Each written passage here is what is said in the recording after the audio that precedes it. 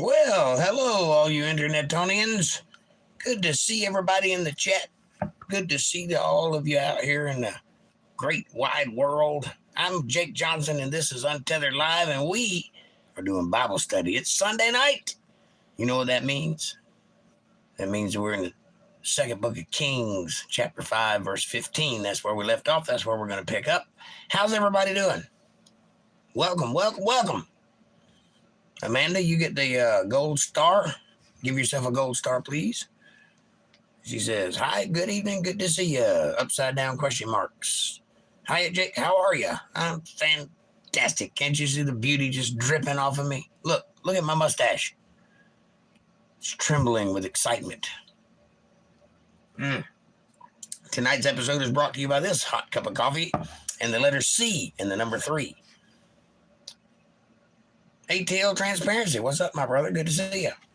How are you? How are things? Are you in trouble? Did you do anything you shouldn't have done?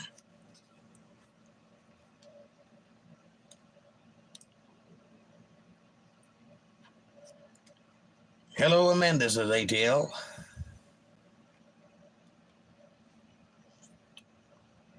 Me too, buddy. Me too. Always getting in trouble.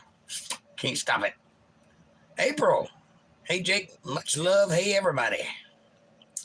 Hi, ATL, says Amanda. April, how are you and Kevin doing tonight?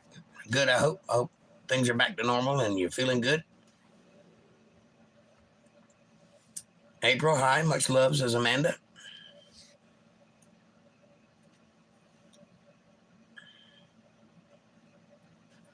I've got this one rogue hair that just will not lay down. Stop it. Lifeless devil, come out.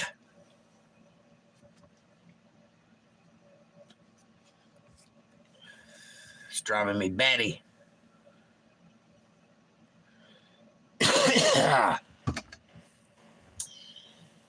How's your week? Did you make lots of money? Did you do good things? Did you help anybody? Did you do any good thing for any person this week? If not, that's my challenge for you Monday. Go out and do something nice for somebody. Doesn't matter what it is. Doesn't matter what it is. Doesn't matter what it is. Just do something nice for somebody. Doing fine. How's everybody tonight? I'm fine. How about yourself? I'm having a good night. Good night. I got love and beauty just dripping out of my mustache. Amanda says, I'm good.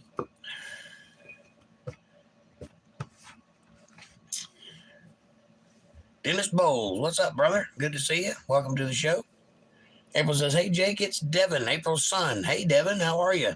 The last time I saw you, you were inside of April. No, I've seen you since then, but I saw you once and you were inside of April. That'll mess with your mind. But how are you? How's your wife? How are things? Hope you're doing well.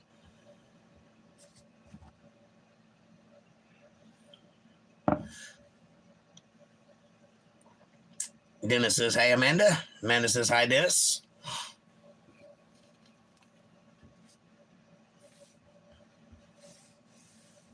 Lisa Reen, hi, fellow Bible studiers. I love to all, says Lisa Reen. Hit that like button first and then came into the greet y'all. I came in to greet y'all. Well, I'm glad you did. I'm glad you did. There are 6 people in chat. There's 5 likes. Somebody is slacking. Hit that like button. Dennis. There you go. Thank you very much. Appreciate it. How are you, Lisa Reen? Are you working hard?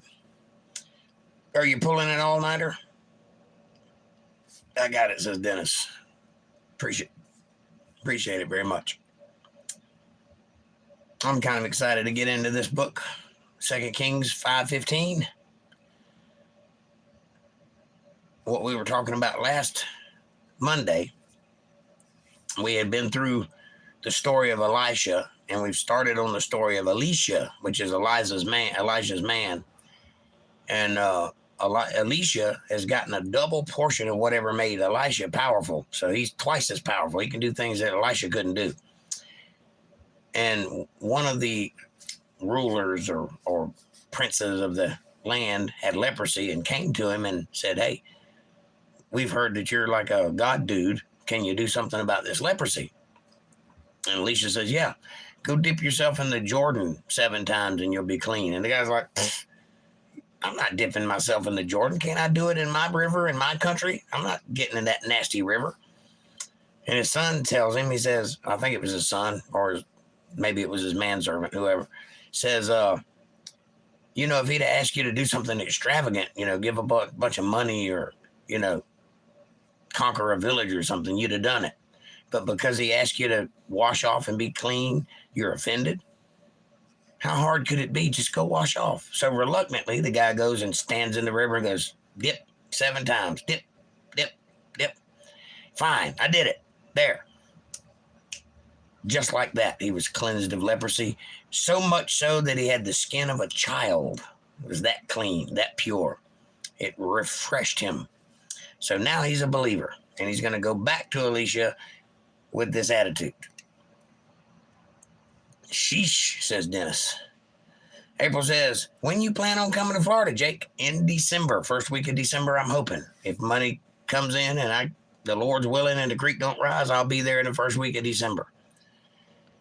Amanda says, December. April Lisa says, no work today. Yay! If laundry and grocery shopping don't count. How are you, Jake? I'm doing good, Lisa. Thank you very much for asking. I got some grass cut today, so I feel like I've accomplished something. Pardon me. On my day off. I'll give you a call, Amanda, and we can talk about it later, says April. Ooh. That sounds like a threat. Amanda says, okay, you still got my number, or do I need to text you? I have it in my phone, says April. Okay, awesome, says Amanda. Looking forward to it. Chicks, right?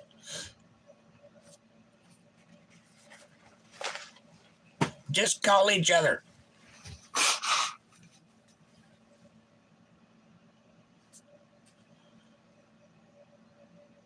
Anyway, it's going to be an interesting read. We'll see what happens. See what Elisha gets up to. Are you guys excited as I am? You got your Bibles ready? By the way, tonight, episode 600. 600 episodes in the can. How about that? How about that for an accomplishment? Take that, 7th grade, who said I wouldn't amount to anything. Absolutely, says Amanda. 600 episodes. I'm proud of you guys. You've showed up to just about every one of them. That's nice. Woohoo! Way to go, Jake, says Amanda. Thank you. Way to go, Amanda, for being here. And way to go, everybody else, for being here. If it wasn't for you, I wouldn't be here. So, here's to you. Back to me. All right. If you got your Bibles handy, crack them open to the great book of 2 Kings, chapter 5, verse 15, and let's get started, shall we?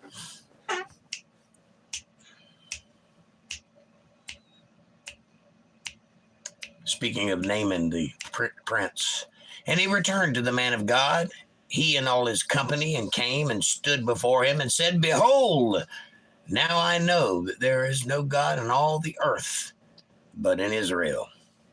Now, therefore, I pray thee, take a blessing of thy servant. Let me pay you for what you've done for me. But Elisha says, As the Lord liveth, before whom I stand, I will receive none. And he urged him to take it, but he refused. I'm not taking your money. I don't do this for money, he says. You came to me, remember? I didn't come to you. So, I'm not taking your money. Anyway, but he said, Naaman said, There shall not then, I pray thee, be given to thy servant 2 mules burden of earth, or 2 fields. Why? For altars.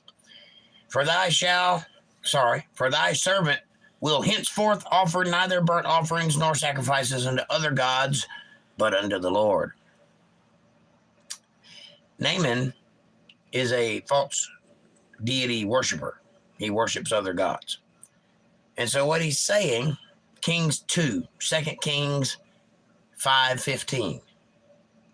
Dennis. Margie Allen, hello, welcome to the show. How are you? Long time no see. Amanda says, hi, Margie, welcome. Welcome to episode 600. You made it just in time. 2 Kings 5:17. And Naaman said, shall there not then, I pray thee, be given to thy servant 2 mules' burden of the earth, or 2 fields? For thy servant will henceforth offer neither burnt offerings nor sacrifices unto other gods, but unto the Lord. Well, that's nice. It'd be nice of you to do that. And then he says, in this thing the Lord pardon thy servant, that when my master goeth into the house of Rimmon to worship there, and he leaneth on my hand, and I bow myself in the house of Rimmon, when I bow down myself in the house of Rimmon, the Lord pardon thy servant in this thing. You see, that's called a loophole. This guy's looking for a loophole. Loopholes don't work. Stop being lazy. Get up and do something. Loopholes don't work. All they do is keep you down. They trick you into thinking you're doing something and you're not doing anything. This guy's saying, I'll give you 2 fields and I'll put altars on them and I will only burn sacrifices to your God from now on. But, when I go into the house of Rimmon with my master, the king, and he forces me by kneeling on my hand to bow myself, ask the Lord to forgive me of that. So he doesn't want to give up his day job. He just wants to include God. That's not how this works. You either believe in God or you don't. If you believe in God, you don't go to the house of Rimmon or any other house. You go to God's house, period. So let's see how this works out. And he said unto him, Elisha said unto Naaman, go in peace. So he departed from him a little way. He went a little ways away. But Gehazi, the servant of Elisha, the man of God, said, behold, my master hath spared Naaman this Syrian in not receiving at his hands that which he brought. But as the Lord liveth, I will run after him and take somewhat of him.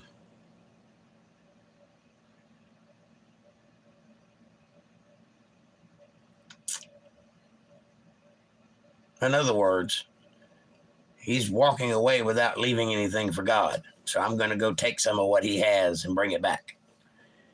Remember, Elisha wouldn't accept any gifts from him. So he didn't accept his payment. So we're talking about sacrifice here. So Gehazi followed after Naaman, and when Naaman saw him running after him, he lighted down from the chariot to meet him and said, is all well? And he said, all is well. My master hath sent me, saying, behold, even now there be come to me from Mount Ephraim 2 young men of the sons of the prophets. Give them, I pray thee, a talent of silver and 2 changes of garments. Well, that's a good price, I guess. Naaman's like, but didn't he say he wouldn't take anything? Well, that don't mean you don't have to tithe. That just means that he didn't take anything for his part in the service. But you still got to give to God. That's part of the deal. You give and you receive. If you receive first, you better damn well give. That's how it works,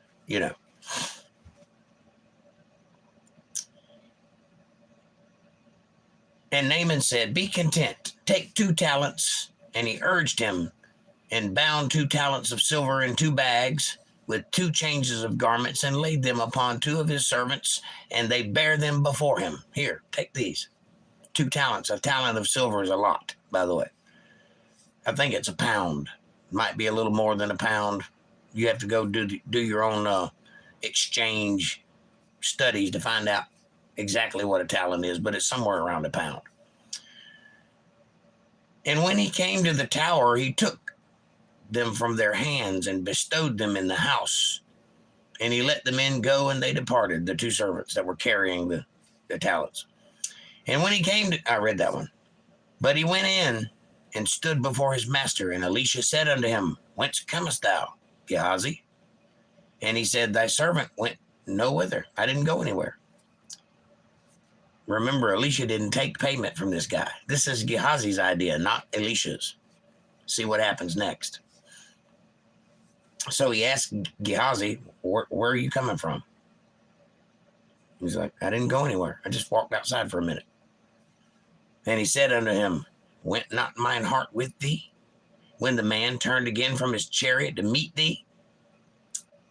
Is it a time to receive money, to receive garments, and to receive olive yards and vineyards and sheep and oxen and manservants and maidservants? The leprosy, therefore, of Naaman shall cleave unto thee and unto thy seed forever. And he went out from his presence a leper as white as snow. Why? Well, Gehazi got a little bit greedy. Remember, Elisha did not take money from this guy. Gehazi, in his infinite wisdom, thought, they're leaving and they didn't pay us anything. So let me go after them and get some money. Elisha said nothing. So Gehazi went out there and talked him out of 2 talents of silver and 2 changes of clothes. Brought him back and put him in the house with Elisha. And Elisha has an attitude now. Where are you coming from? You just saw me leave. I didn't go anywhere. I just went outside. Did you go outside to make some money? Well, why didn't you get some manservants and some oxen and some olive yards and vineyards and sheep? Since you've done what you've done, the leprosy that I cleansed of him will be on you and your family forever.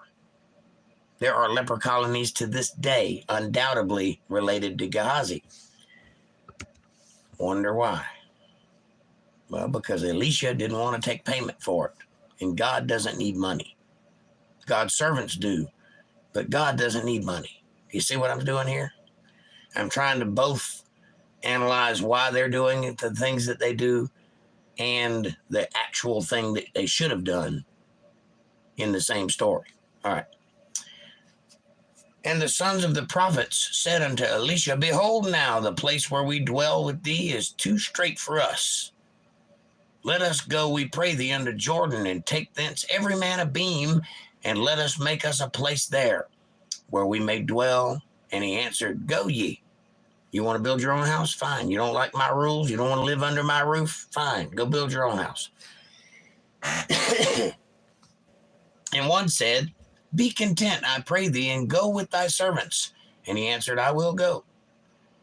So he went with them. And when they came to Jordan, they cut down wood. But as one was felling a beam, the axe head fell into the water. And he cried and said, alas, master, for it was borrowed. Meaning, I borrowed that axe. And now it's fallen into the water. What's going on here? I know how to cut down a tree. It obviously isn't me. Maybe they're supposed to stay in Elisha's house. And the man of God said, where fell it? And he showed him the place, and he cut down a stick and cast it in thither. And the iron did swim. That lifted up out of the water and did come up where he could bend down and grab it. Therefore said he, take it up to thee and put it. And he put out his hand and took it. Hey, Jock, what's up, dear? Welcome to the show. Hadn't seen you in a while. Good to see you. How are you? How are things? So he bent down and he picked up his axe out of the water as it floated upon the top of the water. An iron axe. Interesting. Then the king of Syria warred against Israel and took counsel with his servants, saying, in such and such a place shall be my camp. So now the king of Syria is going to go out and camp, and it's a secret place so that Israel doesn't know where it's at. But he's taking counsel with his guys, and he's saying, we're going to go over here and camp. And the king of Israel sent to the place which the man of God told him and warned him of, and saved himself there, not once nor twice. Therefore the heart of the king of Syria was sore troubled for this thing, and he called his servants and said unto them, will ye not show me which of us is for the king of Israel? Who's going to kill the king of Israel? Which one of us is going to get that guy? He seems to just be slipping right through our fingers. No matter, we hide. We have our secret camps. He doesn't know where we're at. He doesn't know when we're going to attack. Poof, He just slips right through our fingers. So which one of you guys are going to be the guy that brings me his head?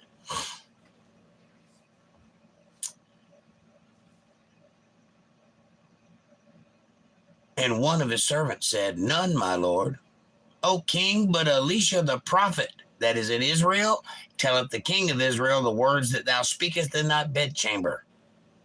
You know, Elisha, that guy can read your mind. He's telling the king of Israel what you're whispering about in your bedroom. So none of us are going to get him. He's going to slip every time.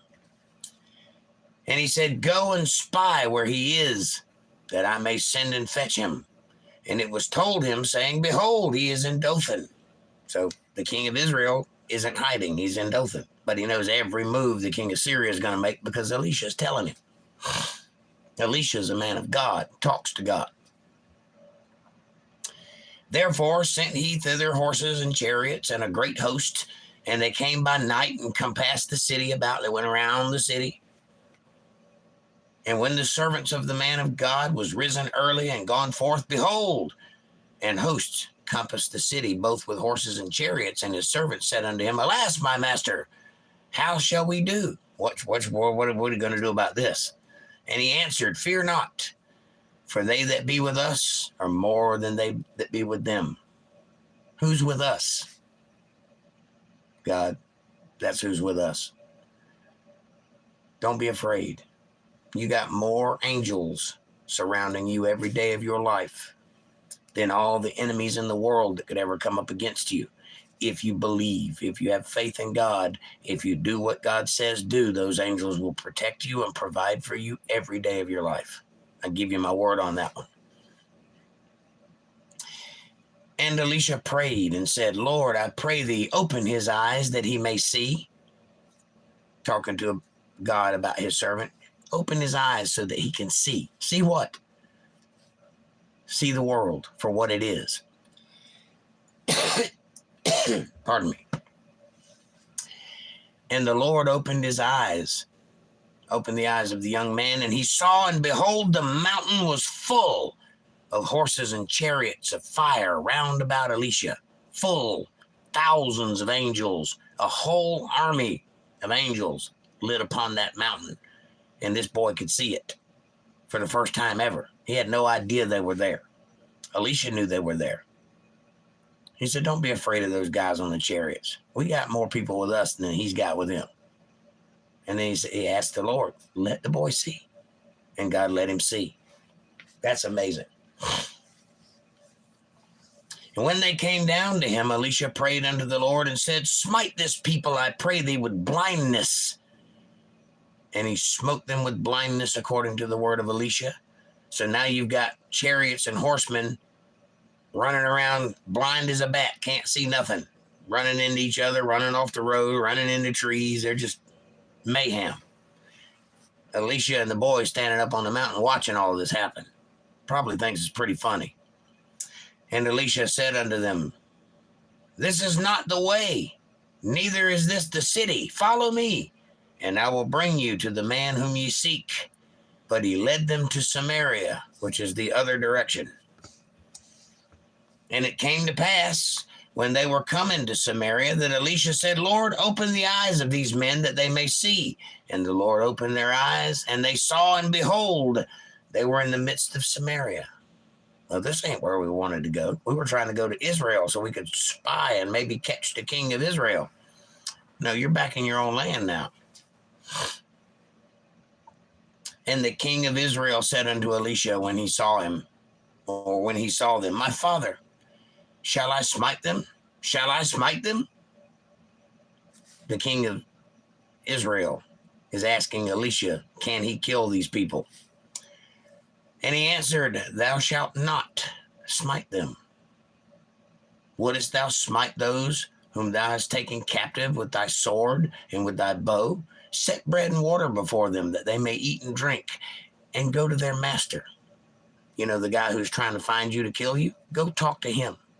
These people are just soldiers. They don't deserve to die in your war. You've captured them.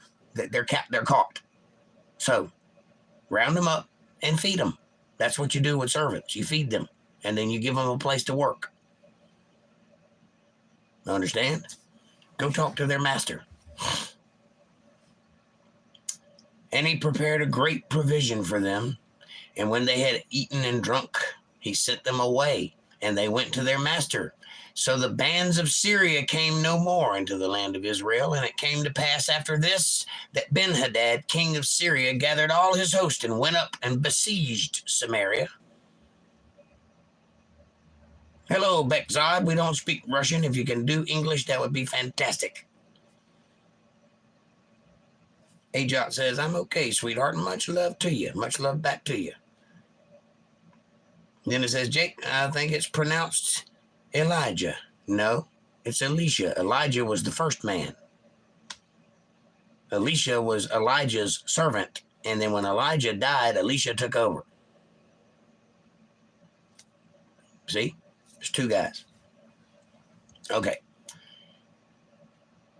And there was a great famine in Samaria, and behold, they besieged it, and an ass's head was sold for 80 pieces of silver. That's 20, 40, 60, 80 pieces of silver for a head of a donkey.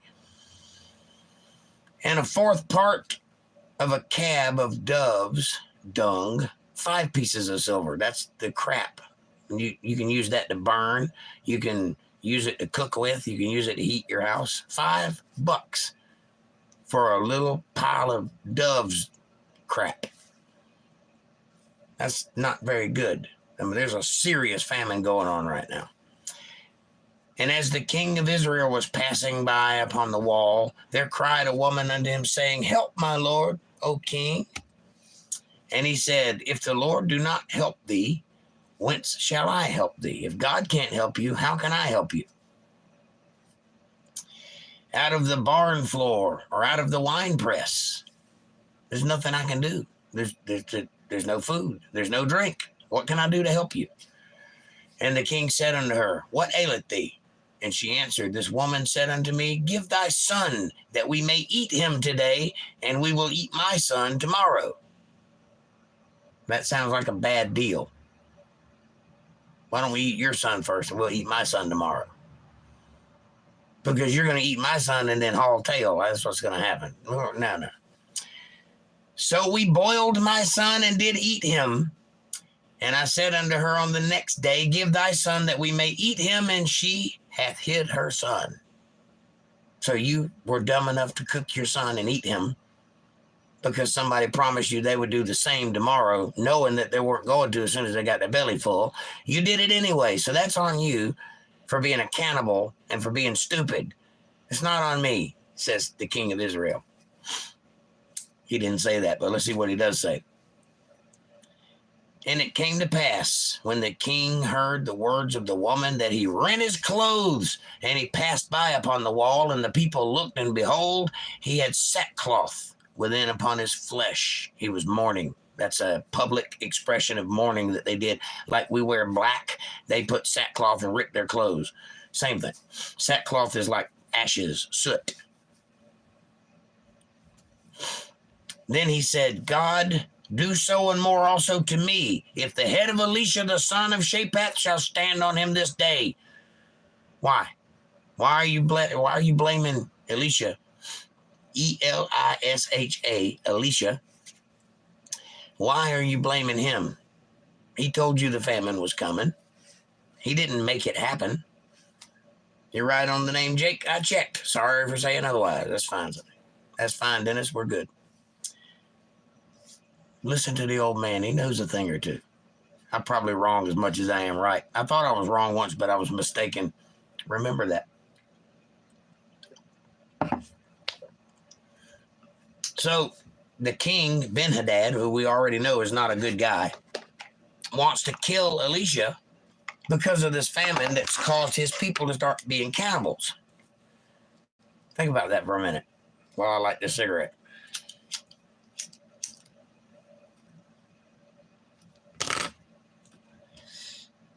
That sounds like a dumb thing to do, to kill the guy who can tell you the future. But let's see what happens. And it came to, I read that one. But Elisha sat in his house, and the elders sat with him. The elders, the people who counsel the king, they're with Elisha, not the king. That ought to tell you something there. And the king sent a man from before him, but ere the messenger came to him, he said to the elders, See ye how this son of a murderer hath sent to take away mine head? Look, when the messenger cometh, shut the door, and hold him fast at the door. The son of the murderer is Ben-Hadad, son of a murderer. He's come to take my head. You see this? He's talking to the elders, the people who counsel the son of the murderer. When his messenger comes to get me, capture him and shut the door, lock it. Is not the sound of his master's feet behind him? Is he not coming right behind him to get my head? And while he yet talked with them, behold, the messenger came down unto them. See, Elisha can see the future. He knows what's happening. And he said, Behold, this evil is of the Lord. What should I wait for the Lord any longer? Well, because good is of the Lord. So is evil. Fab Daddy, what's up? You still love me, Dennis? All right. Amanda says, Hi, Fab Daddy. Good to see you. Why should you wait for the Lord when evil is happening? Yes, evil is created by the Lord, but so is good. And every time evil happens, it's followed by good. That's why you should wait. And if you're doing what you're supposed to do, evil won't happen. You see, you have a choice. Every day of your life, every road you take, there's a choice. There's two ways in everything. There's a dichotomy in everything. Make the right one. Fish off the right side of the boat. Be righteous. Be humble. Be giving. Be kind. Be of good cheer. Fear not and know that I am the Lord. Do that, and evil won't happen to you. That's why you should wait for the Lord. So he says, why should we wait for the Lord any longer? Then Elisha said, Hear ye the word of the Lord. Thus saith the Lord, Tomorrow about this time shall a measure of fine flour be sold for a shekel, and 2 measures of barley for a shekel in the gate of Samaria. Prices are going to go way high. That's what he said. Then a Lord, not lowercase Lord, good energy begets good energy. That's correct, Dennis. Then a Lord, lowercase l, meaning a master of the land, the Lord. Then a Lord, on whose hand the king leaned, answered the man of God and said, that means this is a man who works for the king, who's in the room with Elisha. He's the king's man, kind of like a spy. Fab Daddy says, Hi, Jake. I just finished watching Tommy Lee Jones and Jamie Foxx movie called The Burial. It's a good movie. All right. He answered the man of God and said, Behold, if the Lord would make windows in heaven, might this thing be? And he said, Behold, thou shalt see it with thine eyes, but shall not eat thereof. Because you asked that question of me. I am a man of God, and I can ask God to do things, and he'll do it. But because you asked and you didn't have faith, after I've already told you that prices are going to go sky high and then they're going to come way down, because that's how economies work. After I've already told you that if you'll just wait a couple days, everything will work itself out, you had to ask me if God would open up the heavens. So mark my words, says Elisha, you'll see the heavens open up and meat will fall from the sky and it'll be glorious, but you won't get to have any of it. And he said, Behold, thou shalt see it with thine own eyes, but shalt not eat thereof. And there were 4 leprous men at the entering in of the gate, and they said one to another, Why sit we here until we die? If we say we will enter into the city, then the famine is in the city, and we shall die there. But if we sit here, we die also. Now therefore come, let us fall unto the host of the Syrians. If they save us alive, we shall live, and if they kill us, we shall but die. This is what's called hopelessness. That's what happens when the world goes to crap and you don't have any opportunities to go out and do good things, make money. You get hopeless. So these 4 leprous guys, they're sick, and they're saying, why are we sitting here till we die? There's no food in the city, so if we go there, we're going to die. But if we sit here, we're going to die. But the Syrians have everything, and maybe they can save us. Or maybe they'll kill us. You are American. Yes, I am. Very Southern American. Like today. Yes, like today, Dennis. Just wait. It gets worse, but it'll get better. It's funny that this is being talked about in the Bible because we're going through a very similar thing right now. There's war everywhere, and there's famine. Gas is up. The food is up. There's not as much stuff in the shelves as there usually used to be. It's kind of rough right now. We're like that close to World War III and a civil war on top of that. But things have a tendency of working out. Look at my face. Do I look worried? I'm not worried. You know why I'm not worried? Because I trust God. And I've read the Bible, and I can tell you that none of this will end the world. It's the beginning of the end, but it ain't the end. So that means that we got some time to go. So you'll be all right. I find it relates in an alarming way, says Dennis. Yes, it does, and it was intended to. We're watching this book unfold before our very eyes, and most people don't even notice it because they haven't read the Bible. They don't know. But trust me, everything that's happening has been foretold for thousands of years. It's going to happen the way it was written. So read this book. It's important. So if they go into Syria, the Syrians might save them and they might live, or they'll kill them. But the other two options they have is death. So just do something, even if it's wrong. And they rose up in the twilight to go unto the camp of the Syrians. And when they were come to the uttermost part of the camp of Syria, behold, there was no man there. That's a surprise. For the Lord had made the host of the Syrians to hear a noise of chariots and a noise of horses, even the noise of a great host. And they said one to another, Lo, the king of Israel hath hired against us the kings of the Hittites and the kings of the Egyptians to come upon us. Wherefore they rose up and fled in the twilight and left their tents and their horses and their asses, and even the camp as it was, meaning fires burning, food on the grill. They just got up and left and fled for their lives. That's how God fights battles, by the way. He'll trick your mind. He'll make you think all kinds of things are going wrong, but nothing's actually going wrong. And so they ran for their lives because they heard noises in the dark. It's funny how liberals are scared of the dark and everything else. They're scared of their shadow. They're scared of this. They're scared of that. But they're the most militant and intolerable people in the world. It's funny. Anyway, these are a bunch of liberals. Anyway, when these lepers came to the uttermost part of the camp and went into one tent and did eat and drink and carried thence silver and gold and raiment, clothing, and went and hid it and came again and entered into another tent and carried thence also and went and hid it. So they're making a fortune because these Syrians have all left all of their stuff in their tents. These four leprous men are capitalizing on it big time. Pardon me. Then they said one to another, We do not well. This day is a day of good tidings, and we hold our peace. If we tarry till the morning light, some mischief will come upon us. Now therefore come, that we may go and tell the king's household. Well, we're thieves. This isn't a good thing to do. And if we stay here, they might come back and kill us. So let's go tell the king what we found. Maybe we can get away with it.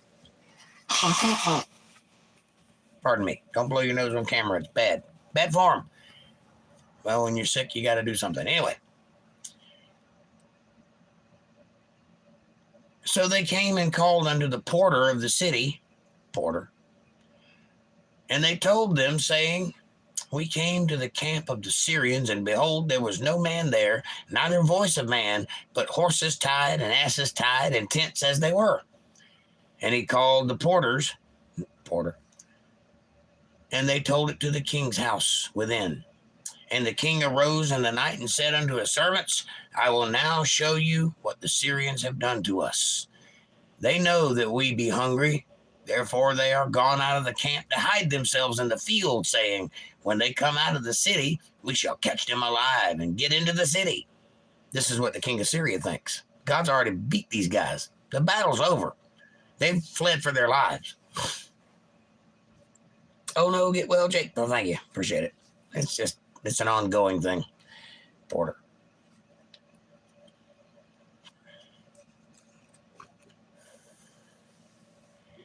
And one of his servants answered and said, let some take, I pray thee, 5 of the horses that remain, which are left in the city. Behold, they are as all the multitude of Israel that are left in it.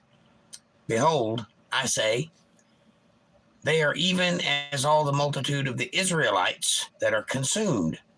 And let us send and see. In other words, we'll leave everybody in the city except for 5 guys, and we'll send 5 guys and 5 horses and go see what's going on. That way, if they get captured, all of Israel's safe. Pretty smart move. And they took therefore 2 chariot horses, and the king sent after the host of the Syrians, saying, go and see. Go see what's become of the Syrians. And if they really do try to come into the city, we'll stop them at the pass. And they went after them unto Jordan, and lo, all the way was full of garments and vessels, which the Syrians had cast away in their haste. And the messengers returned and told the king.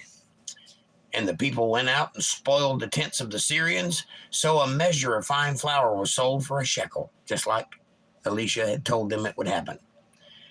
And 2 measures of barley for a shekel, according to the word of the Lord. So prices did go high, but as soon as they went and raided that empty tent city, prices came way down. And now you could buy some flour for a shekel. A shekel's a penny, by the way. Remember, an ass's head cost 5. No, it was, what was it? It's like, I can't remember now. It was a lot of silver. And bird dung, a little handful of bird dung cost $5, 5 pieces of silver. But a shekel is like a penny. It's like a tenth of a piece of silver.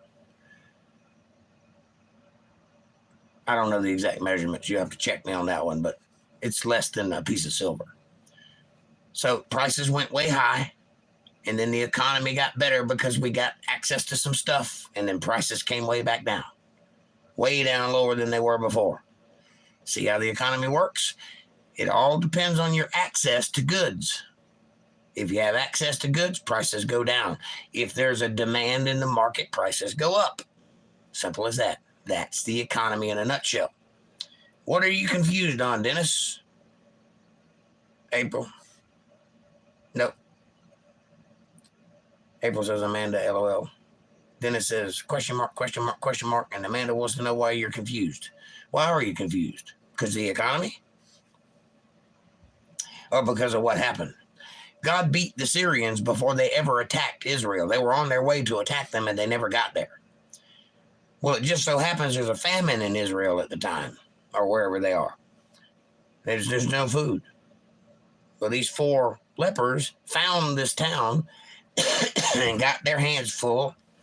Pardon me. Got their hands full. Oh, what April said. I got you. April said, Amanda smiley face. Got you. She was talking about the Porter thing. Oh, that's what I thought, said Amanda. Yeah. Anyway, I don't have to explain it because you understood it. Okay. And the king appointed the Lord, lowercase l, man in charge of some land, on whose hand he leaned to have charge of the gate. And the people trode upon him in the gate, and he died, as the man of God had said, who spake when the king came down to him. Yeah, people are coming from everywhere to get their shekels worth of fine flour. So it doesn't matter if there's a guy in the gate trying to stop people, they're going to trample him down. And that's what happened.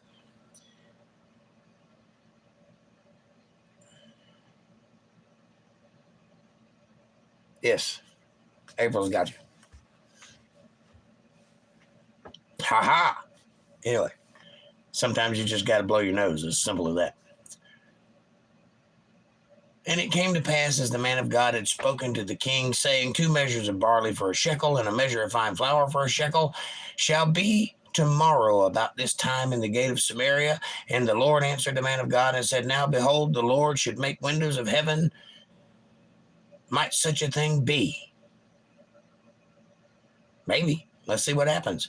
And he said, Behold, thou shalt see it with thine own eyes, but shall not eat thereof. And so it fell out unto him. For the people trode upon him in the gate, and he died. So he got to see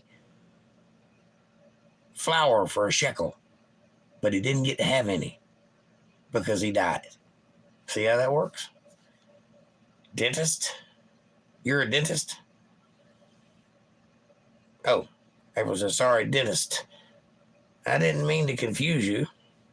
Dentist. I didn't mean to confuse you. Yes, I believe it exactly, wholeheartedly, what you said about love. Yes. I'm confused now. Adesh Kisoon. Hi.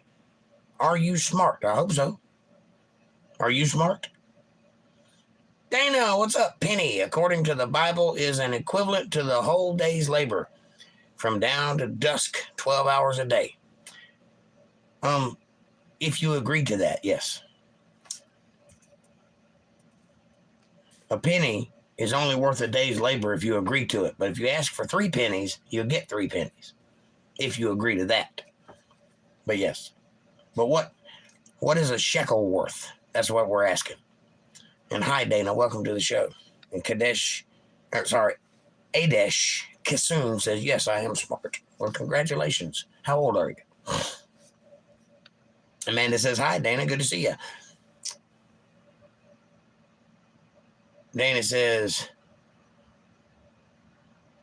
is that Matthew 22? And when he agreed with the laborer for a penny a day, he sent them into his vineyard. And when they came, they were hired about the 11th hour, and they received every man a penny. If you'll read that whole story, you'll find that they were hired all throughout the day.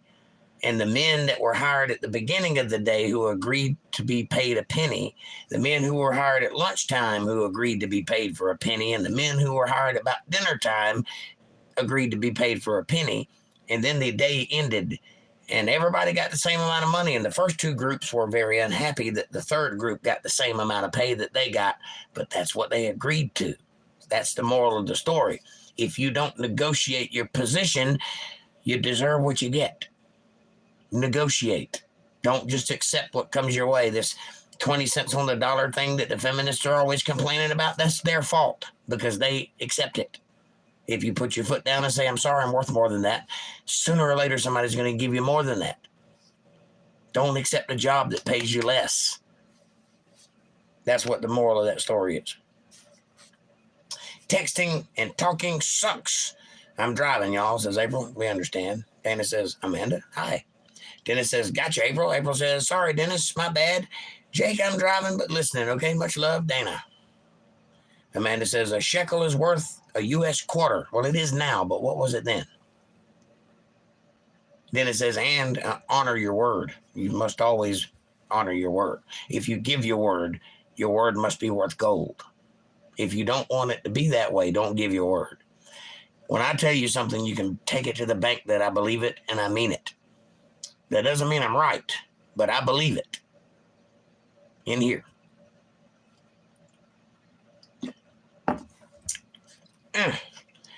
My throat is so scratchy today. All right. I'm back.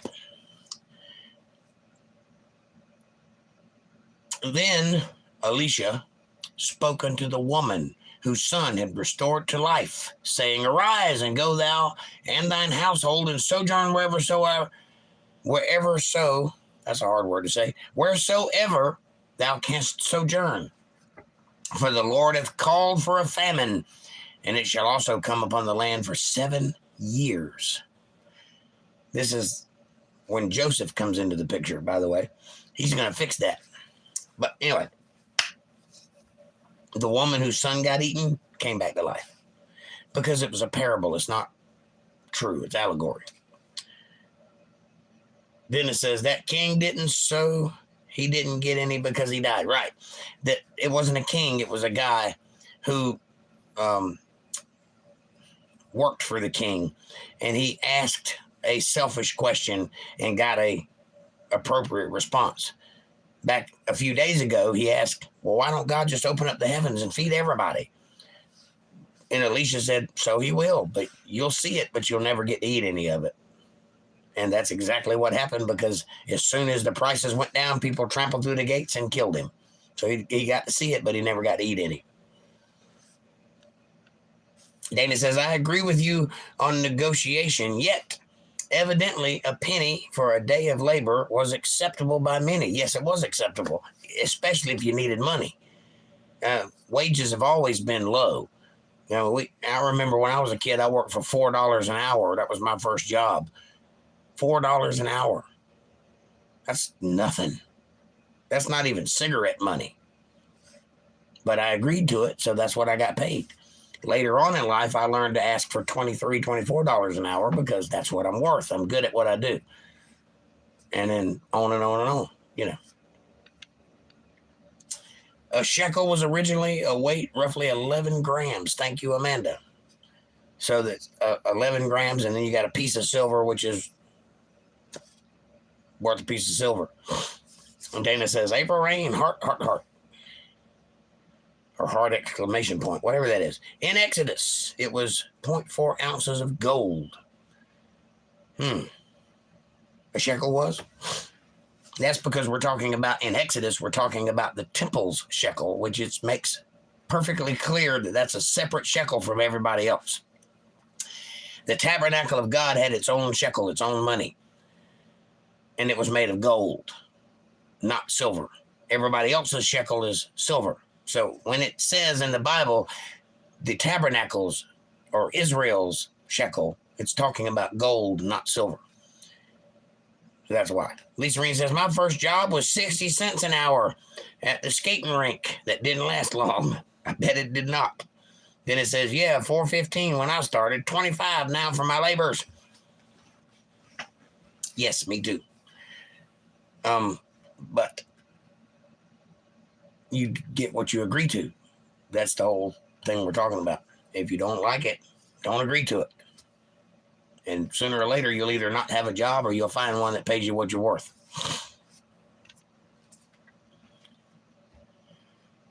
And the woman arose and did after the saying of the man of God. And when she went with her household and sojourned in the land of the Philistines 7 years. And it came to pass at the 7 years' end that the woman returned out of the land of the Philistines, and she went forth to cry unto the king for her house and for her land that she left when the famine showed up, and then she came back and wanted it back. Dana says minimum wage dictated by corrupt government is a horrific setup bordering with exploitation. Correct. Yep. And the king talked with Gehazi, the servant of the man of God, saying, tell me, I pray thee, all the great things that Elisha hath done. Gehazi, the leper, who's now a leper in his whole seed.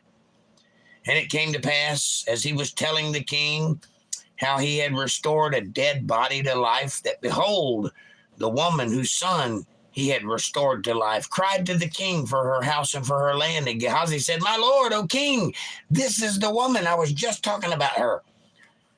And this is her son whom Elisha restored to life after they ate him, by the way. I wonder if he restored the parts that they ate. Anyway. And when the king asked the woman, she told him. So the king appointed unto her a certain officer, saying, restore all that was hers and all the fruits of the field since the day she left the land, even until now. So now she's a rich woman. It's beautiful.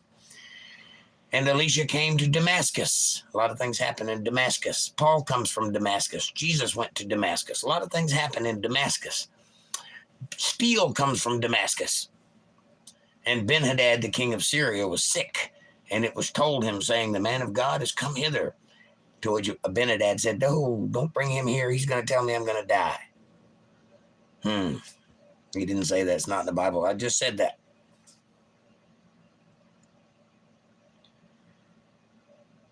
Welcome, Ibrahim. Holla, mon ami. Je t'adore, mon ami. Je te window, I don't care. Welcome. Come on in, take your shoes off, set a spell. Wiggle your toes, it's going to be a good show. April says, Amanda and Fab, please take care of moderating, okay? Thanks. They will. Lisa, welcome, much love, says April. Absolutely, April, says Amanda. Welcome, Ibram. Welcome, says April. Hi, Ibram. Welcome, says Amanda. See, you're loved already. I like your name, by the way. I don't know about the last one, but the first one's cool. So, yeah, the woman who ate her son and got tricked into eating her son has now been restored and is now a rich woman. April says, I'm listening now. I'm still here, though, y'all. Great study tonight, Jake, so far. I'm going to enjoy it. I'm going to enjoy it later. Love. Hit the like button, everybody. Yes, there's 10 people in chat, and there's only 8 likes. Who's slacking? Hit the like button. Ibram. The other person, I can't remember your name. No promises, says Fab Daddy. Well, you do have a wrench, so. Wrench. And Elisha came to Damascus and he was sick.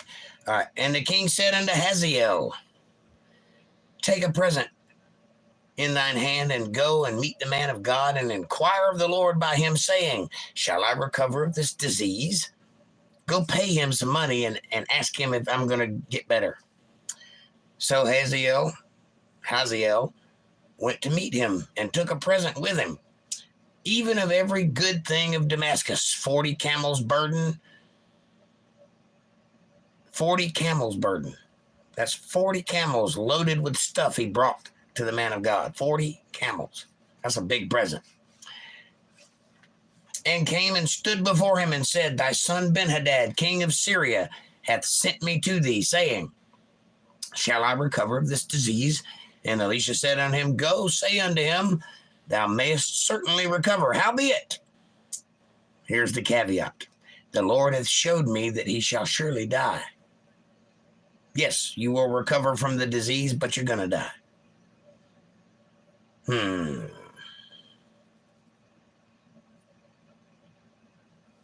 And he settled his countenance steadfastly until he was ashamed.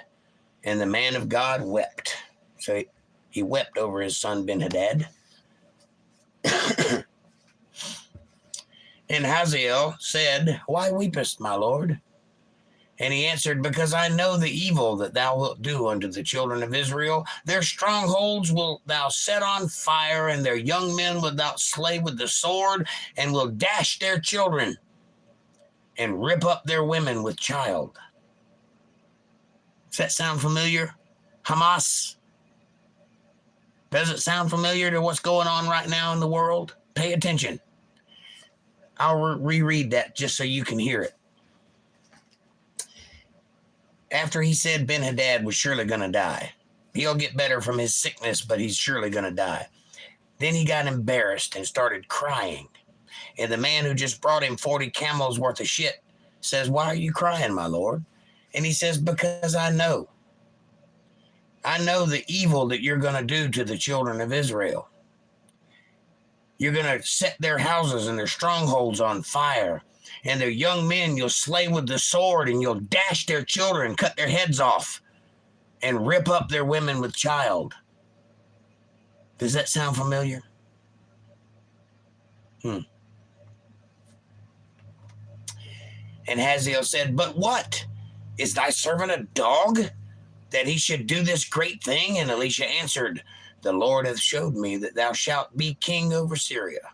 He's talking to the servant. You will be king over Syria, and you are going to do these things, not your master. Not Benhadad, but you. Hazael.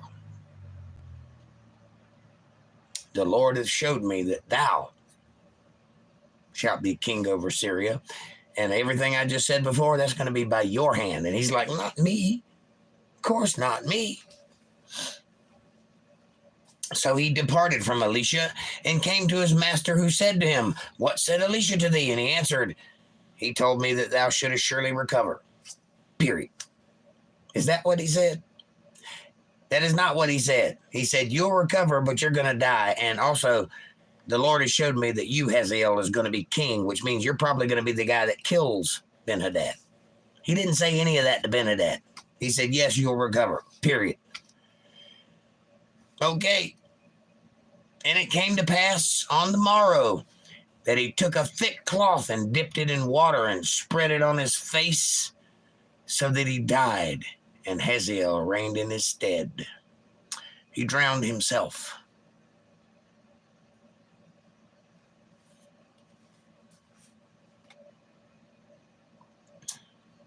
And in the 5th year of Joram, the son of Ahab, king of Israel, Jehoshaphat being then king of Judah, remember they're split up, Jehoram, the son of Jehoshaphat, king of Judah, began to reign.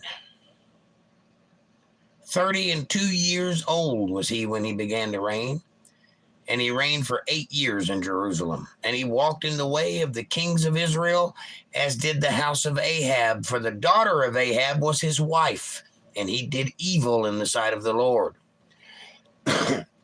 as you would expect. This whole family seems to be doing bad. So Ahab's daughter is his wife, which makes him heir to the throne where he becomes king, and he does bad.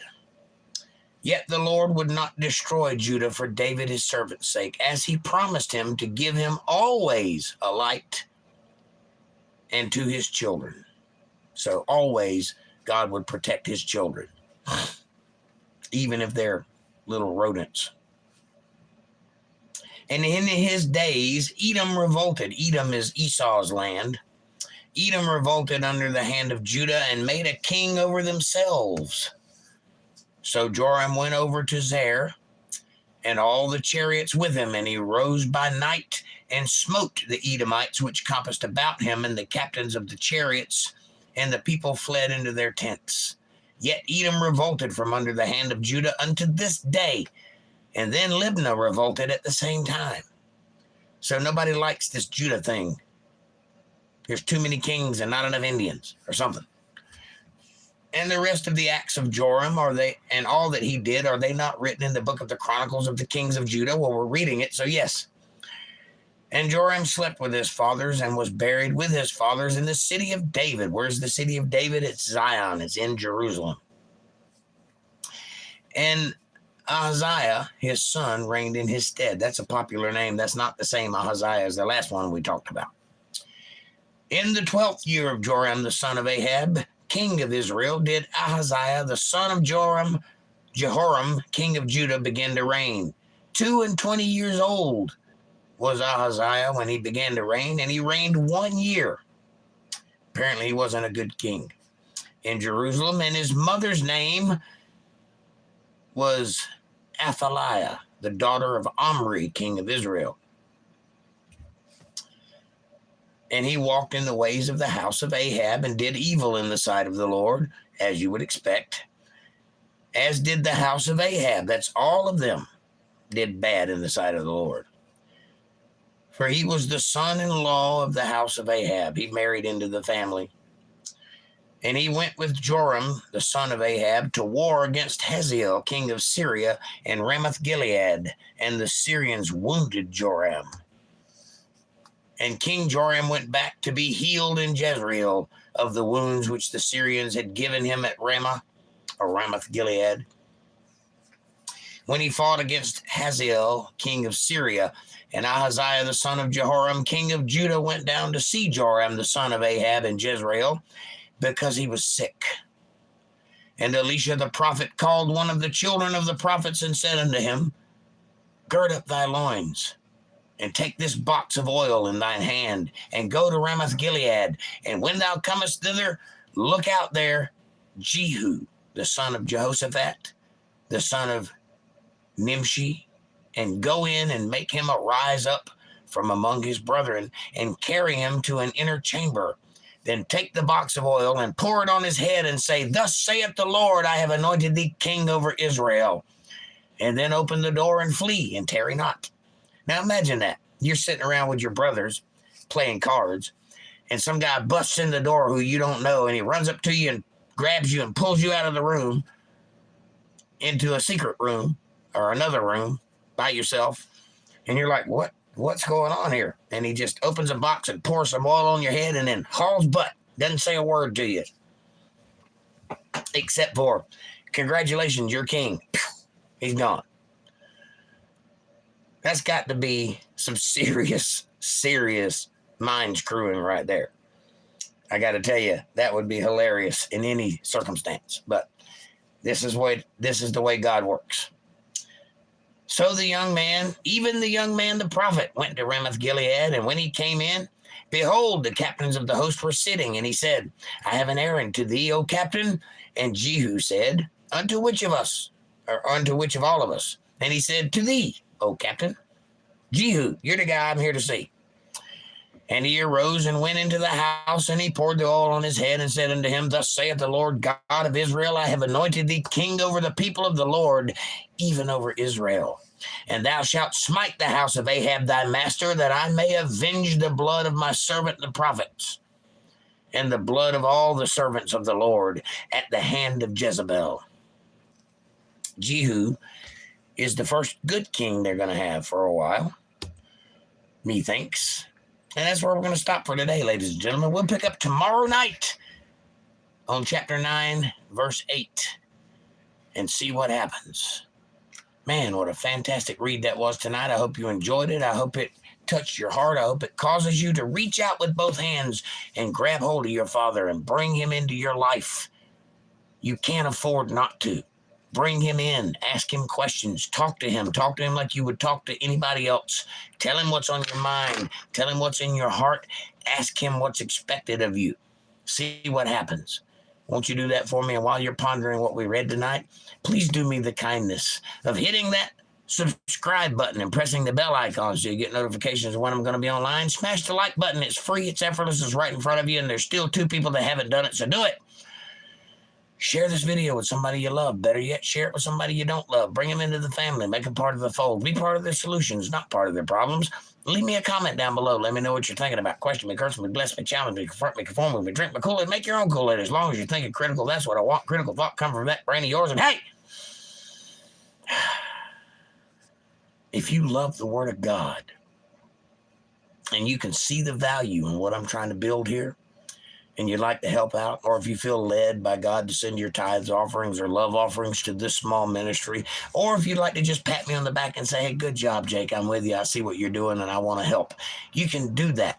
You can support my work by going to paypal.me/Jake Johnson Band. Or if you're a Cash App user, you can go to $Jake Johnson Band. Every little bit helps. It's a win-win. It's a blessing to me. It's a blessing to you too, because we live in a reciprocal universe, you know. Ask and ye shall receive. Knock and it shall be opened unto you. Give and it shall be given back. That's the way this universe works. And God, he notices these things. Pay attention. Now, I will be worthy always of your support. I will do everything in my power to be so. And I will answer all of your questions and comments as I always do right now. Ask away. Awesome read tonight, Jake says. Amanda, thank you. Dennis says, another good study, Jake. Thank you, Dennis. April says, great study. I got it saved and bookmarked for tomorrow, love. Ooh, all.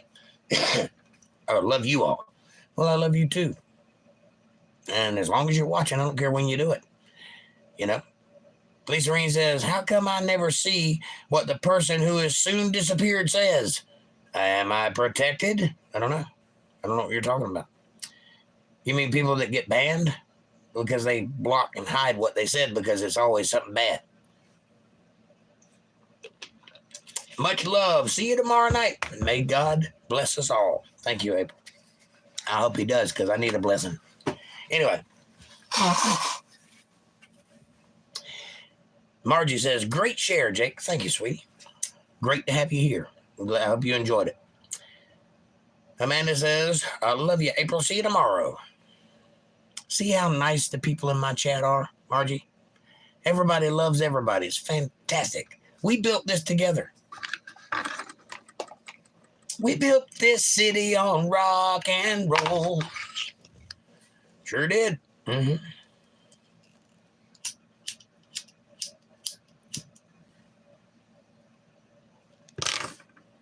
By the way, this is episode 600.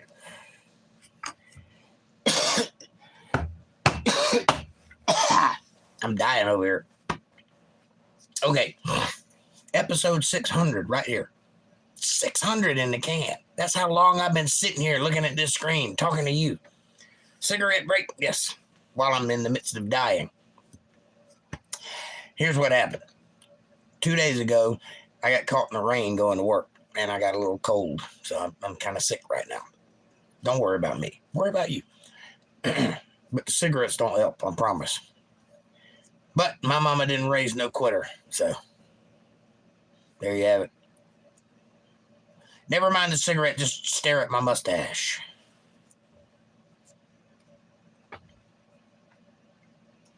Lisa Reed says, you booger head, just like me lately. Get well soon, Jake. See you episode 601. Congrats. Thank you. And thank you, Fab Daddy. 600 episodes. Congrats to Nathan. Thank you. Appreciate it. I'm tripping over my tongue tonight. Yes, 600 episodes. Do me a favor.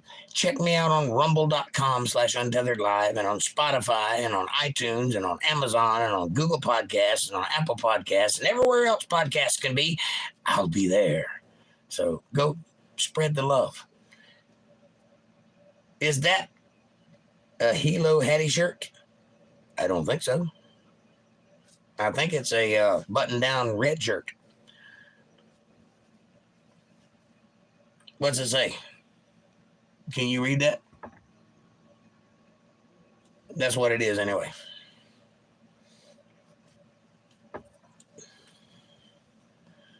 Nope, can't see it there either. I don't think it's Hilo Hattie, though. I don't think I own one of those. It's just a Hawaiian shirt. It's one of my favorite shirts. April says, cigarettes, Jake. It's okay, Jake. We love you true. Well, I love you too. Puff, puff, pass. Puff, puff, smiley face. Too far away? Sorry. It's a phone thing. Yeah, cigarettes will be the death of me for sure, but that's not what's killing me tonight. I have a cold. That's what happens when you ride a motorcycle in the rain. Anybody got a car I can buy? It's time. I'm getting old.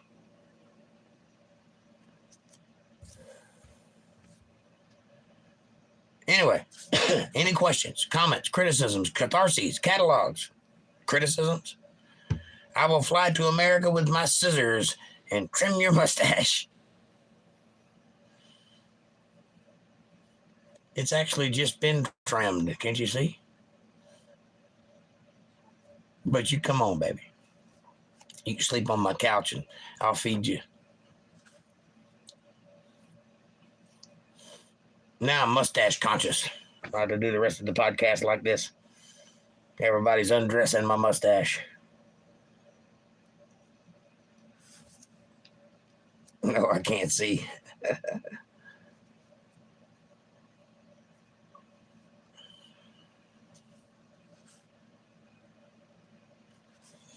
Amanda says, LOL, Dana. You guys are awesome. Dana says, actually, I do have a car to sell, but it needs too much work. Does it run? I don't care what it looks like. If it runs, I'll take it.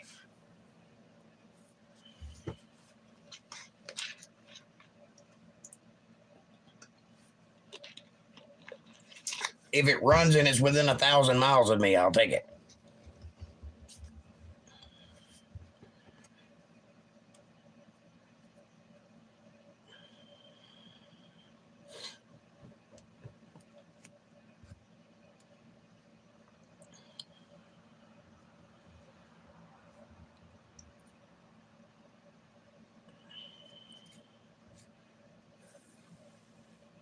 Needs shocks and struts. What kind of car is it? I can do that. But does it run? I don't care if it runs hard, as long as it runs. Good evening, Walter Davis. Good to see you. Welcome to episode 600. Fat Daddy says, do they have a wheel? A Deals newspaper where you live? We got something like it, Auto Trader.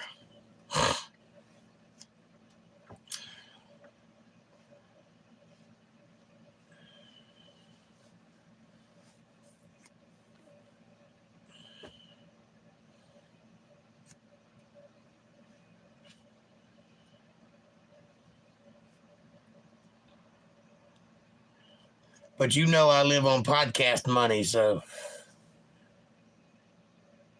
it's got to be a cheap car.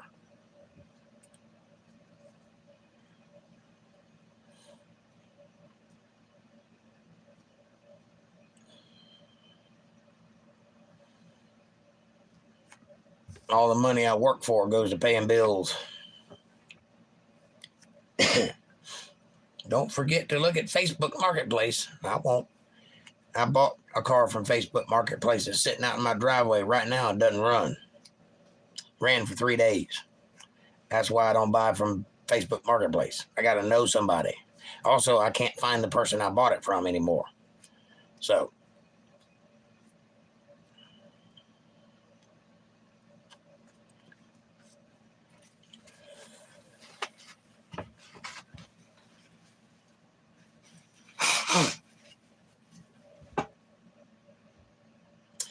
why doesn't it run? When I bought it, there was something wrong with the ignition, which is why I got it for $500. And you had to go out under the hood and pull the little fuse out and push it back in that would crank it up. It had it jumped across so it would crank it that way. That burned out, and now it does nothing. The motor's fine, but it will not, no power anywhere. And I haven't figured out how to fix it yet. Yeah, it's going to cost a bit to get it fixed. It's a all-wheel drive Mitsubishi. Okay. It has vibrations at 55 plus. It's a Chevrolet Trailblazer. So, Walter. Like a 2001, 2006, something like that. Somewhere in that area. Can't remember right off. I think it's a 2006 Trailblazer. Anyway, the motor's fine, but nothing happens when you do anything. It with no power at all. There is a saying, I can't afford cheap things because they are very expensive to maintain. True. A new wire harness should be under $200. Well, it's going to take more than that because something burned out, and I don't know if it was a computer part or a wire or something. You know, I don't have the expertise to replace all the wiring. It's an 03, says Dennis, the Mitsubishi. Well, what do you want for it? It does run. It just needs shocks and struts, right? Dana says expensive. I got it. Finding a car electrician is the cost. Yes, it is. Well, I took it to a shop. And he's had it for over a year, and he still hasn't touched it. So I don't think he can fix it. So I'm going to have to go pay to have it pulled back to my house.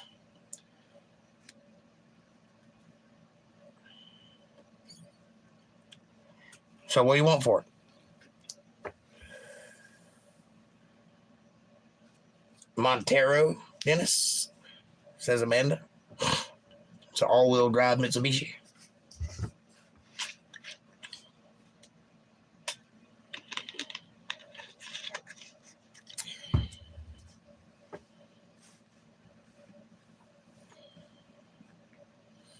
I think I can do the shocks and the struts. What I can't do is electrical stuff or computer stuff. I don't know anything about that. If it was a 1985, I could fix it today. Run a wire from the control lug on the starter. I did that. To an old switch and then back to the battery. Hit the switch and it will start. The problem is with ...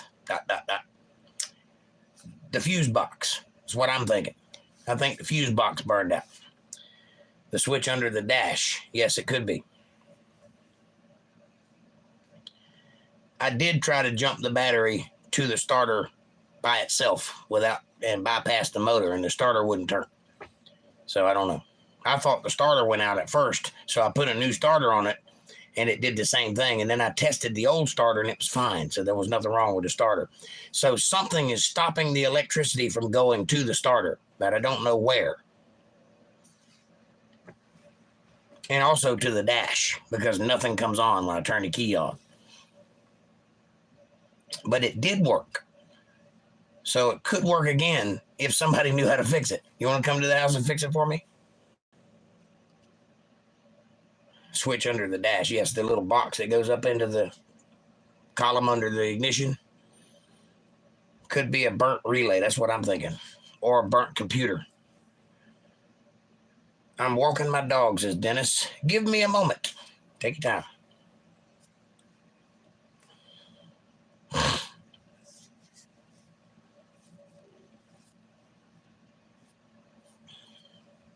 And pet the doggy for us. It's not the dog's fault.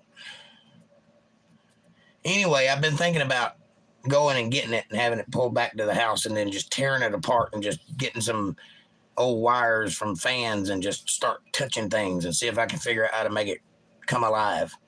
Because the guy that I took it to, a mechanic, has not touched it in over a year. You turn the key and it operates a rod that hits the switch underneath the dash. Nope, not this one. It's got a weird thing. There's a box that plugs up into the ignition. You know where the ignition is. It just turns. It's just a thing. You can pull it out. But that thing touches a thing inside of this little box, plastic thing, and it's really hard to turn. It's like a wheel. And when you turn the key, it spins that wheel and it's supposed to turn everything on. I've never seen one like that before, but that's the way this one works.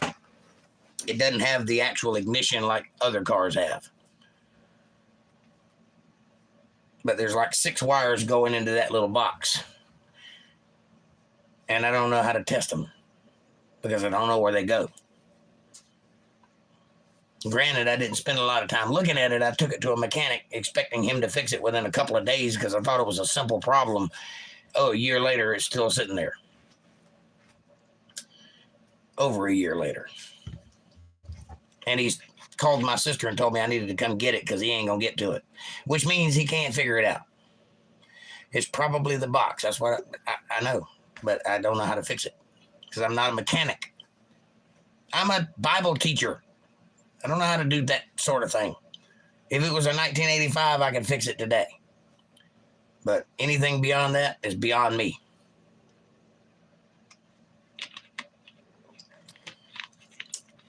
I'm a lover, not a fighter.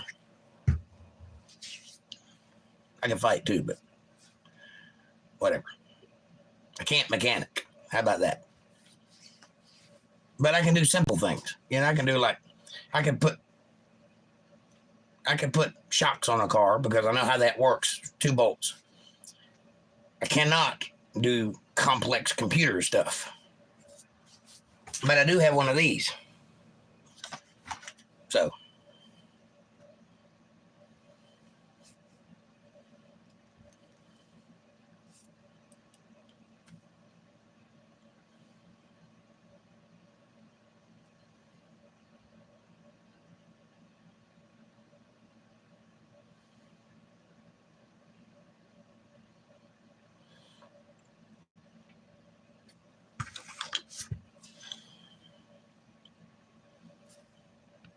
Dennis, if you don't want to talk about that on the podcast, email me at untetheredlivestream@gmail.com. Untetheredlivestream@gmail.com. Send me an email and let me know what you got and what you think, what your plans are, and we'll see if we can come up with a deal.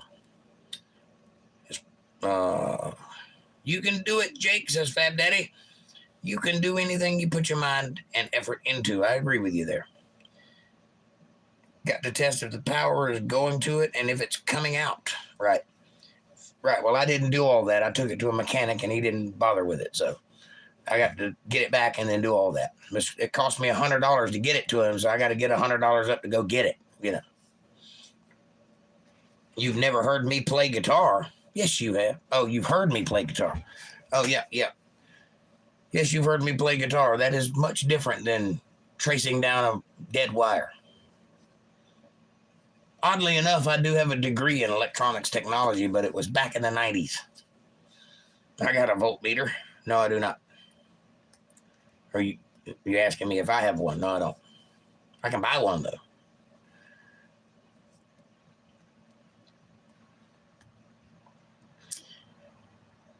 Meter. A voltmeter. Yes.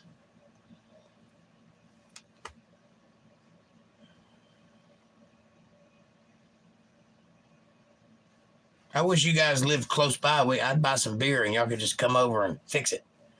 Danny says, people in America are screwed without a car. They don't have the infrastructure for public transportation. Buses running to every village, every town, all the time. Nor electric trolleys or trains. True. That ohm meter won't help much if you don't know what the volts or amps should be in a certain spot. Speaking from experience, I agree with you, Lisa Reen, which is why I didn't want to mess with it, because I don't know what the actual things are supposed to be. I suppose I could buy a book or something, and I could do that.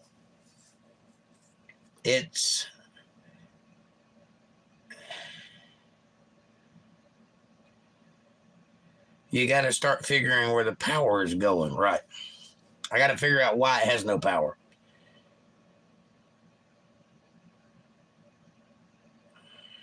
Dennis says, I'd have to have about 1,500. I have to put it back together. I just put the thermostat in it. Thad Day says, good start. Good start finding out where the power's going, yes. You just need a cheapo test light, right? I drove it now. Cool. So it does drive. $1,500. That's not a bad deal. I'll get with you. And where are you? What part of the United States are you in?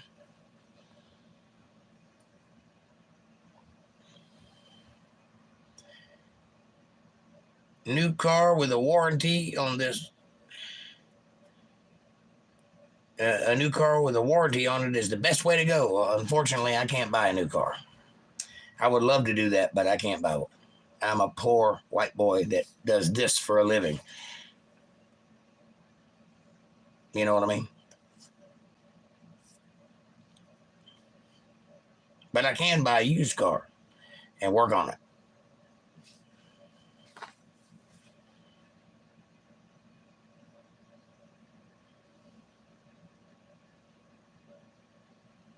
But I agree with you. It is best to buy a new car if you can.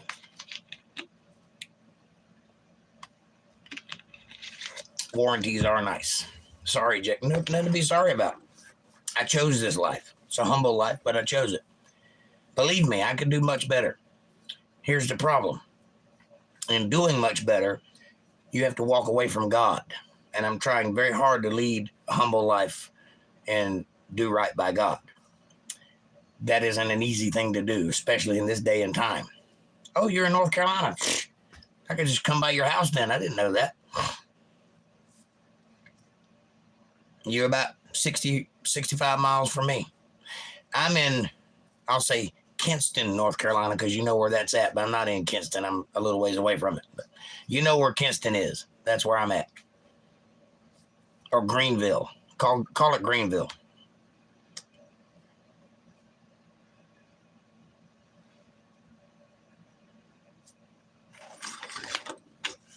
Do me a favor and send me an email, UntetheredLivestream@gmail.com, so I can get up with you privately. UntetheredLivestream@gmail.com.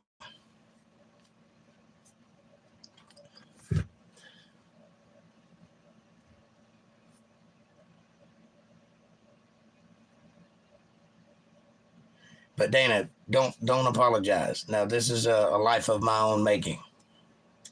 I could do a lot of things. I'm qualified to do a lot of things, but they're bad things, and I'm trying not to do that in life. It may not last, but I'm working on it as hard as I can right now. I hope that means something to somebody because I'm trying to lead by example.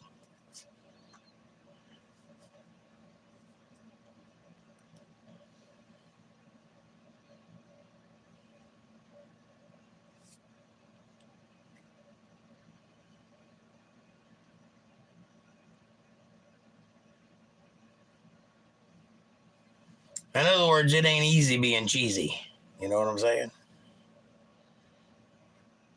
I saw the eclipse yesterday, says Fab Daddy. We had an eclipse yesterday? I didn't even know. Cool.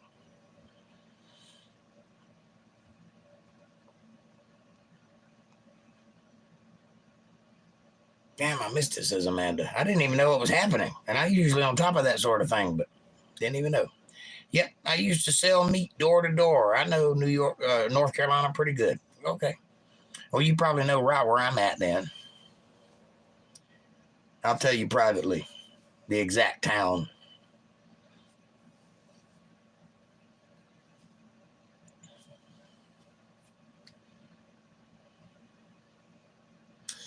Totally overcast skies here. I missed it, says Lisa Ring. I didn't even know it was happening, so apparently I missed it too. Of course, I hardly left the bed yesterday, so I probably didn't know if it did happen. The sky could have fell and I wouldn't have known. Fat Daddy says, I shared it with people that never saw one. It was a ring of fire eclipse. Did it go down, down, down? Like a burning ring of fire?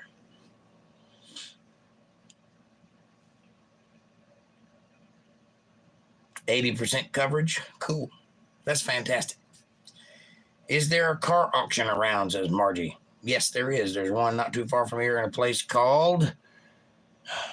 What's that place outside of Raleigh?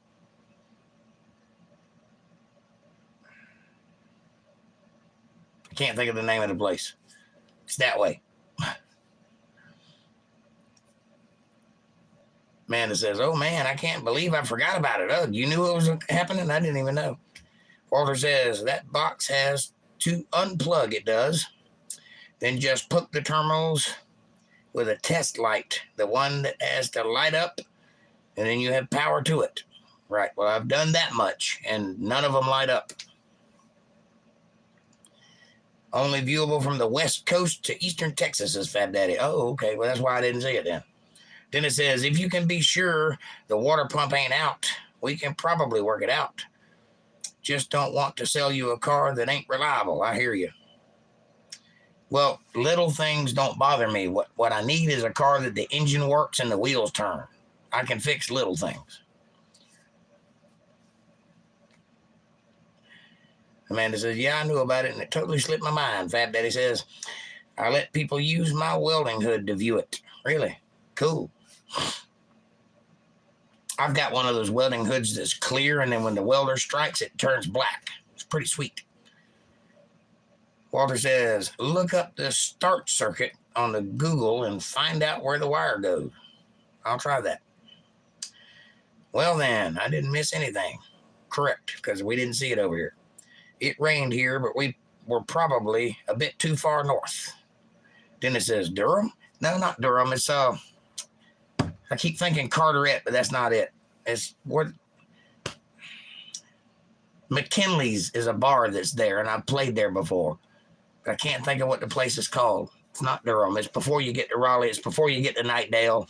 It's out there on that highway going in that direction. But I can't think of the name of the place. If somebody said it, I'd be like, yes, that's it, but I can't think of it. It's not Carteret.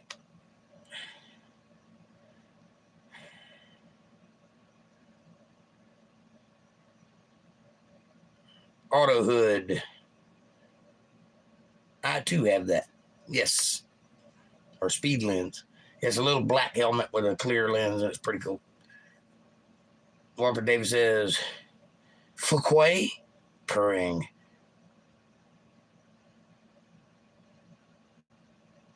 No, it's not Fuquay. And yes, there is a town called Fuquay on this side of Raleigh, but not that. That's not the place. I'll think of it in a minute.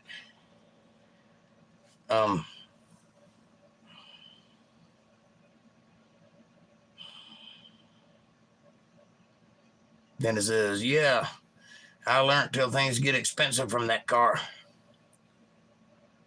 Just put it in a new radiator, $250.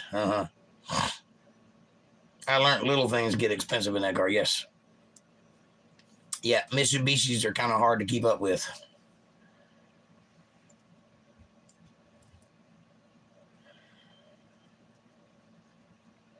Walter says, I know where you're talking about, Jake. Do you?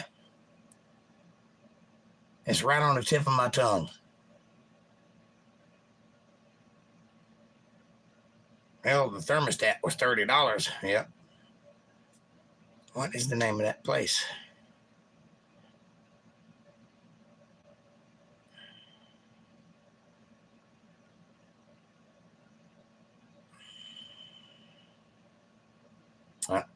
It's not going to come to me. I'll have to look it up. I got family down there.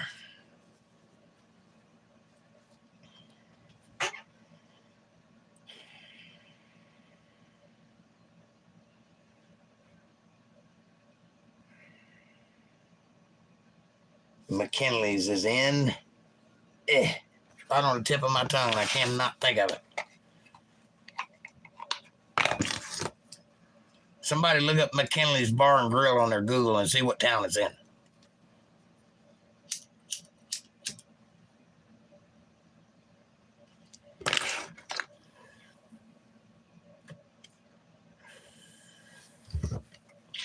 Danny says, I don't understand anything about the mechanical stuff about cars. Me either.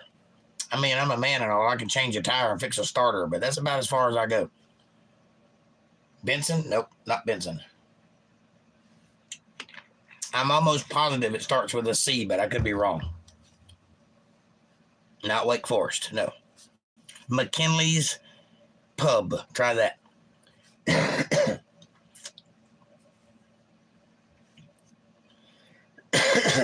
Never mind Raleigh. I was just thinking it might be outside of Wilson. Clayton, that's the place. Thank you, Fab Daddy. Clayton. Not even how to change a tire. Well, I know how to change a tire, and I can change the oil, and I can do all of the basic stuff, but the hard stuff I can't do. I was a mechanic when I was a kid, but things have changed a lot since then, and I'm no longer a mechanic.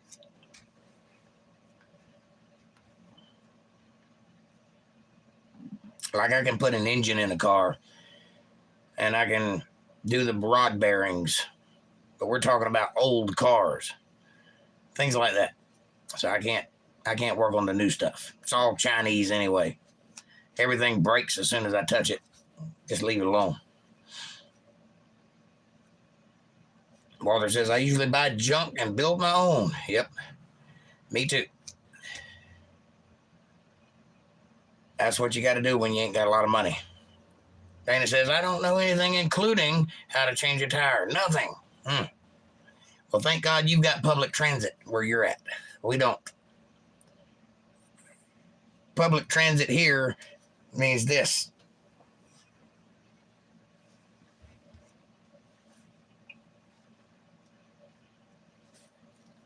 All right, boys and girls, it's been a lovely night. Thank you all so much for keeping the chat popping and all your great advice. I will follow some of it. Have a great night. Thank you all for being here. I'll see you tomorrow night. God bless you. May his peace abound upon you. May his grace lead the way in your lives. May you all find happiness. I love you with all of my heart. I do. I love you true. I'll see you tomorrow night. Me and you. We'll do this again. Have a great night. Small cars are very tight to work on, says Dennis. Yes, they are. Lisa Reen says, heart back at you, Lisa Reen. I love you guys. Good night, Amanda, says Fab Daddy. Fab Daddy, good night. Walter, take care all. God bless. Dana says, heart back at you, Dana. Night, Fab, says Amanda. Thank you, guys. I love you, and I'll see you tomorrow night. Dennis says, night, Amanda. Thanks for watching.